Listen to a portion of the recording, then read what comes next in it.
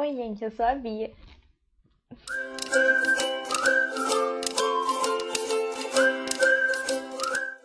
Bem-vindos a mais uma aula de biologia. Biologia, gente. Esqueci a minha matéria. Hoje nós vamos falar sobre ácidos nucleicos, tá, gente? É uma matéria bem simples e nós vamos terminar os nossos compostos orgânicos. Yay! Muito legal. Então vamos lá. Ácidos nucleicos. Tenham em mente que quando eu falo ácidos nucleicos, você tem que lembrar do DNA e do RNA. Então vamos lá. Eles têm como função determinar as características genéticas transmitidas hereditariamente, além de controlar as atividades metabólicas dos seres vivos. Então, essas características genéticas transmitidas hereditariamente, a gente vai estudar na genética, tá? E esse controle é feito pelos nossos ácidos nucleicos, pelo nosso DNA e pelo nosso RNA, tá bom? Existem dois tipos de ácidos nucleicos. O DNA ele também é chamado de ácido desoxirribonucleico e o RNA de ácido ribonucleico. Essa sigla RNA e DNA é uma sigla em inglês. A sigla em português ficaria ARN e ADN. Tudo bem? Para diferenciar os dois, eu digo que o RNA ele é fita simples e o DNA ele é fita dupla. Bem simples assim para a gente poder diferenciar. São formados por unidades menores, denominadas nucleotídeos. Então, a nossa estrutura toda de DNA ou de RNA é formada por nucleotídeos. Cada nucleotídeo, por sua vez, é constituída por 3 estruturas. A gente vai ter um grupo fosfato, aqui, uma pentose. Essa pentose é um carboidrato. Lembra lá quando a gente falou de carboidratos, que nos nossos monossacarídeos existem as pentoses, formadas por 5 carbonos. E nós vamos ter pentoses de 2 tipos, ribose ou desoxirribose, tá? E nossa base nitrogenada. Essa base nitrogenada ela pode ser de 5 tipos: adenina, timina, citosina, guanina ou uracila. Tudo bem? Bem tranquilo. Os nucleotídeos, eles são unidos por meio de ligações de fosfodiéster, tá bom?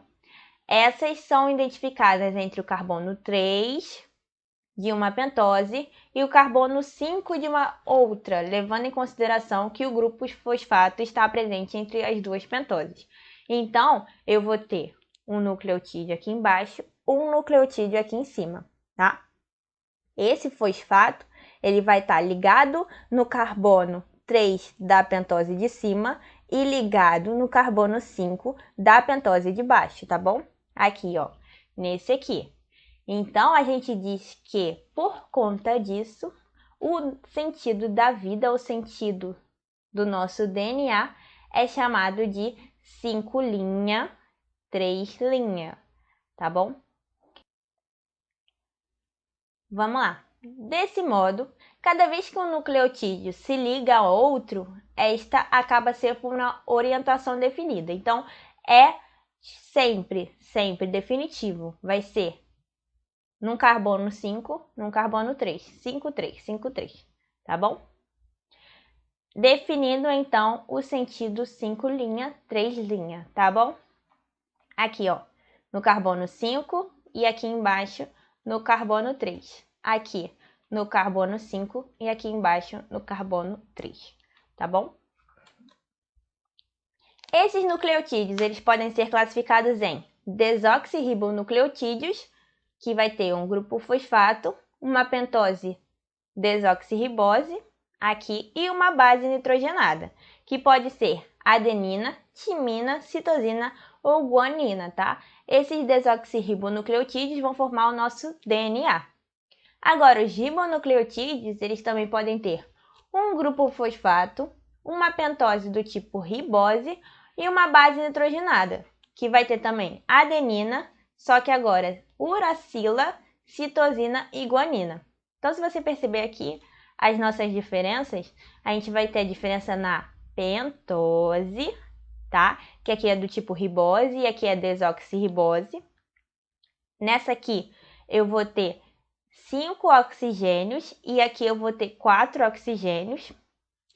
E nessa base nitrogenada eu vou ter aqui a uracila e nessa aqui eu vou ter a timina, tá? Então aqui, ó, do DNA para o RNA eu vou ter a troca da timina por uma uracila, tá bom? DNA. Vamos falar um pouquinho sobre o nosso DNA. É uma estrutura descrita por James Watson e Francis Crick, tá? A gente diz que é uma estrutura de Watson e Crick. É um modelo de dupla hélice, como a gente viu, fita dupla do DNA, formado por 2 filamentos de nucleotídeos, unidos por ligações de hidrogênios. Então, uma fita e outra fita é unida por ligações de hidrogênio. Nele também há a presença de bases complementares. Então, uma base nitrogenada sempre vai se ligar a outra base nitrogenada específica. Ou seja, a adenina se pareia com timina por meio de 2 ligações, enquanto citosina se pareia com guanina por meio de 3 ligações. Então, eu vou ter A com T, 2, C com G, 3, tá bom? As fitas, são classificadas também como antiparalelas, ou seja, os filamentos são dispostos em direções opostas. E aí, vou te explicar assim, ó. Enquanto eu tenho aqui uma fita no sentido 5 linha, 3 linha, a minha outra fita ela vai ser antiparalela, ela vai ser ao contrário. O meu sentido 5 linha e 3 linha vai estar aqui. E elas aqui vão se parear por meio de ligações de hidrogênio. Se eu tiver uma base nitrogenada do tipo adenina, aqui do lado vai ter uma timina. Se eu tiver uma citosina, aqui vai ter uma guanina. Tranquilo? Por ser formado por 2 fitas complementares, o percentual de adenina é igual ao de timina. Se eu tiver 5 bases adenina aqui, eu vou ter 5 bases timina aqui. Já o percentual de citosina é igual ao de guanina. Mesma coisa. O DNA está presente em todos os organismos. Ele tem uma capacidade de autoduplicação. A gente vai ver a replicação do DNA. Em eucariontes é encontrado dentro do núcleo e em procariontes está disperso no citoplasma, tá bom? Aqui, ó, a adenina se liga com timina por meio de 2 ligações. Guanina se liga com citosina por meio de 3 ligações de hidrogênio, tá bom? Essas bases nitrogenadas que possuem 2 anéis são chamadas de purinais ou púricas, enquanto essas bases que possuem um anel aqui, ó, um anel, timina, citosina e uracila, são chamadas de pirimídicas ou pirimidinas, tá bom? Material genético versus genes. O DNA guarda a informação genética dos seres vivos que reside nos genes, que são fragmentos do DNA, cujas sequências de nucleotídeos codificam moléculas capazes de gerar diferentes características, as proteínas. Então, no nosso DNA, ele vai, além dele guardar toda a nossa informação genética, todas as nossas características, ele também vai gerar diferentes características, diferentes proteínas que são necessárias para o nosso corpo. Todos os genes eles se encontram nos inúmeros filamentos de cromatina. Então, lembra que a cromatina vai ser o fiapinho do DNA, né? Não é fiapinho, né? Mas o fio do DNA, o meu DNA normal, é chamado de cromatina, tá? Tais filamentos estão enrolados em proteínas globulares denominadas histonas. Então, aqui, ó, eu tenho a minha cromatina. Esse aqui é o meu DNA dentro do núcleo, tá bom? Ele tá assim. Quando, antes da divisão celular acontecer, esse DNA ele vai começar a se enrolar, ele vai começar a se organizar. Então, ele vai começar a se enrolar numa proteína chamada de histona. Essa aqui é a minha histona, tá bom? As quais desempenham importante papel na ativação ou inativação de genes, tá? O conjunto de DNA associado às histonas denomina-se nucleossomo. Então, aqui o meu DNA e as minhas histonas são chamadas de nucleossomo. Aqui eu coloquei para vocês uma figura muito melhor que o meu embololô ali. As histonas e o seu grau de proximidade não só tornam o DNA mais compacto. Essa coisa das histonas associadas à minha cromatina, elas vão tornar o DNA mais compacto, porque ele tem que caber no núcleo das células. Mas também permite alterar o posicionamento de determinados genes, tornando mais ou menos expostos aqui. Eu tenho a minha dupla hélice normal, o meu DNA. Quando eu tenho ela associada às histonas, eu vou ter os nossos nucleossomos. Aqui eu tenho os nucleossomos se organizando muito mais. Nesse caso aqui eu tenho a cromatina desenrolada e ela começando a se condensar para virar um cromossomo, tá bom? Quando eu tenho ela no maior grau de condensação, eu tenho o meu cromossomo. Tudo bem? A cromatina, ela pode ser encontrada sobre duas formas. Eucromatina ou heterocromatina. A eucromatina está relacionada com genes que são transcritos. Como assim transcritos? Eu vou pegar essa mensagem aqui do meu DNA e vou transcrever em RNA, porque o meu DNA ele só pode ficar dentro do núcleo. Para ele sair, para essa informação do meu DNA sair para o núcleo, ele precisa de sair do núcleo, desculpa.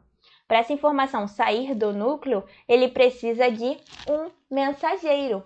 E esse mensageiro vai ser o meu RNA. Então, ele vai ler aqui e vai transcrever a mensagem.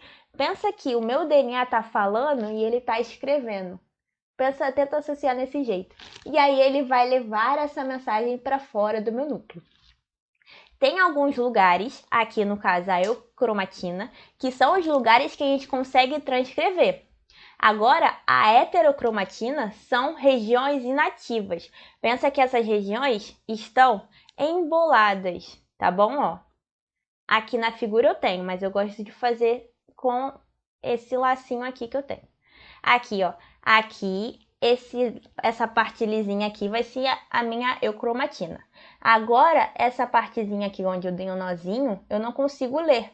Então, é chamado de heterocromatina, tá bom? Ao se condensar de modo intenso, a cromatina se espiraliza de forma a criar os cromossomos. Então, aqui na figura está bem detalhadinho a cromatina, a eucromatina e a heterocromatina. E ao final nós temos o nosso cromossomo. Seguindo. Vamos falar um pouquinho sobre os introns, tá? Os introns são intrusos, são genes não transcritos que atuam regulando a expressão dos outros genes. Antigamente, eles eram chamados de intrusos mesmo, e quando eu tinha um DNA com muito introns, eles chamavam de DNA lixo, porque esses introns eles não eram transcritos, tá? Mas a gente sabe que eles atuam na regulando a expressão de outros genes, tá? O desconhecimento deles no passado, os introns fossem chamados de DNA lixo, tá? Exons é a parte que eu consigo ler, introns são as partes que eu não consigo ler. E ocorre um processo chamado splicing, que vai retirar esses introns, tá? Para que eu só possa ter os exons. Tudo bem? Aqui eu tenho o meu RNA mensageiro, RNA mensageiro. Tudo bem? RNA. Vamos falar um pouquinho sobre os RNAs, os vários tipos de RNAs que a gente tem. O primeiro é o RNA mensageiro. É uma molécula produzida a partir de um gene de DNA. Então, eu vou ter o meu DNA dentro do núcleo, vai vir uma molécula de RNA lá para dentro e vai se formar a partir desse DNA, tá bom? Transportada para o citoplasma e que determina a sequência dos aminoácidos de uma proteína. Então, esse RNA mensageiro, todos esses RNAs que a gente vai ver, eles têm a função de síntese proteica, tá bom? Principalmente na transcrição, tradução para formar os aminoácidos e para formar as proteínas, tá? É formado por um conjunto de trincas, chamados códon, tá? Em que se encontram 3 bases nitrogenadas seguidas. Então, eu tenho a formação de... Aqui, ó. Presta aqui atenção. Eu tenho a citosina, a adenina e a guanina aqui. Esses 3, eles vão formar um códon, tá bom? É o conjunto de trincas. Trincas de quê? De 3. É o códon, tá bom? Os códons representam os diferentes aminoácidos que farão parte das proteínas. Então, esse conjunto de trinca, né? Essas 3 bases nitrogenadas, elas vão formar um aminoácido, tá? Lembra que eu falei que esses RNAs ele tem como função a síntese proteica, a produção de proteínas. O RNA transportador, ou RNA-T, ele vai transportar o aminoácido na direção do RNA mensageiro, tá? Ele apresenta 2 regiões. Uma extremidade que se liga ao aminoácido para transportar, aqui, ó, vai se ligar ao aminoácido aqui para transportar o aminoácido. E outra formada por 3 bases nitrogenadas chamado anticódon, que se associa de forma complementar à molécula do RNA mensageiro. E aqui, ó, eu vou ter o anticódon. Tá vendo que ele se completa? U se liga com A, U se liga com A, C se liga com G, tá bom? Essa parte aqui é o anticódon. Vai estar se ligando ao RNA mensageiro. Então, gente, vamos falar um pouquinho sobre o RNA ribossômico. O RNA ribossômico ele é um dos componentes dos ribossomos. Ele vai ter como função realizar a ligação peptídica, promovendo a união entre 2 aminoácidos. Então, ele vai formar as proteínas por meio da ligação peptídica, tudo bem? Aqui a gente tem uma fotinha dele, tá? É nesse estilo, tudo bem? E todos eles são formados a partir de um gene de DNA. Agora vamos falar sobre a replicação do DNA, tá? A replicação nada mais é do que a duplicação do material genético. E ocorre quando a célula vai entrar em divisão, tá? A gente tem algumas moléculas, alguns compostos que vão fazer parte dessa replicação, tá? A enzima girase, ou chamada de topoisomerase, tá? Que ela vai possibilitar que essa dupla hélice se desenrole, tá? A helicase, que vai cortar as pontes de hidrogênio entre as bases nitrogenadas, tá? E a DNA polimerase, que ela vai produzir uma nova fita, tá? Por meio da união de desoxirribonucleotídeos, complementando a cada fita molde, tá bom? No final do processo, são produzidas 2 duplas hélices idênticas, tá? E em relação à fita mãe, cada fita apresenta um filamento antigo que vem da mãe, e um filamento novo que foi constituído pela topoisomerase, pela DNA polimerase, tá? Fazendo com que este processo seja classificado como replicação semiconservativa. Por quê? Porque a gente vai conservar uma fita mãe e vai colocar uma fita nova, uma fita filha, tá? Aqui a gente tem como é que funciona. Um filamento original está em verde e esse filamento novo está em roxo. Então, ao final, eu vou ter uma fita mãe e uma fita filha, uma replicação semiconservativa. Em células eucariontes, esse processo acontece no núcleo e sempre ocorre no sentido 5' 3'. Uma das fitas novas de DNA é sintetizada de forma contínua. Como assim, forma contínua?